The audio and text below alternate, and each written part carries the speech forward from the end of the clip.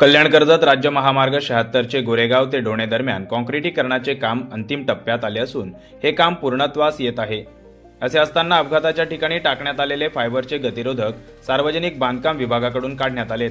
त्यानंतर आता या ठिकाणी रस्त्यांवर रबलिंग स्ट्रिप्स अर्थात पट्टे असलेले गतिरोधक तयार करण्यात येत आहेत। मात्र या रबलिंग स्ट्रिप्सला स्थानिक दुचाकी आणि चारचाकी चालक तसेच रिक्षा चालकांनी विरोध केलाय।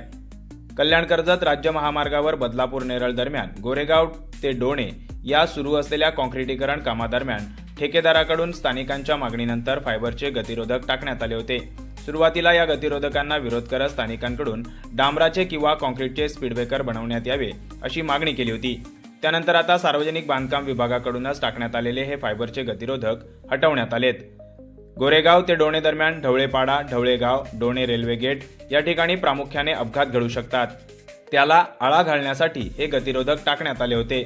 मात्र आता हे गतिरोधक हटवल्यानंतर तेथे रबलिंग स्ट्रिप्स लावण्यात येत आहेत। लावण्यात येत असलेल्या रबलिंग स्ट्रिप्समुळे वाहनांचा वेग कमी होणार नसून केवळ रात्रीच्या अंधारात त्याचे लाईट चमकणार आहेत असे म्हणत स्थानिकांनी याला विरोध केलाय।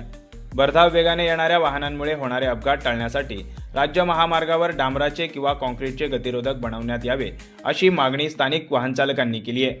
दरम्यान या भागात यापूर्वी देखील अपघात झालेत, त्यातच भविष्यात अपघाताची शक्यता नाकारता येत नाही। त्यामुळे सार्वजनिक बांधकाम विभागाकडून याची गंभीर दखल घेत रबलिंग स्ट्रिप्स ऐवजी डांबराचे किंवा काँक्रीटचे गतिरोधक बनवण्यात यावे अशी मागणी स्थानिकांकडून केली जाते। लावण्यात आलेले गतिरोधक हटवल्यानंतर जर भविष्यात मोठा अपघात झाला आणि यात कोणाचा जीव गेला तर त्याला सार्वजनिक बांधकाम विभाग जबाबदार असणार असा इशारा देखील स्थानिकांनी दिलाय। अरुण बैकर, वृत्त मराठी, वांगणी।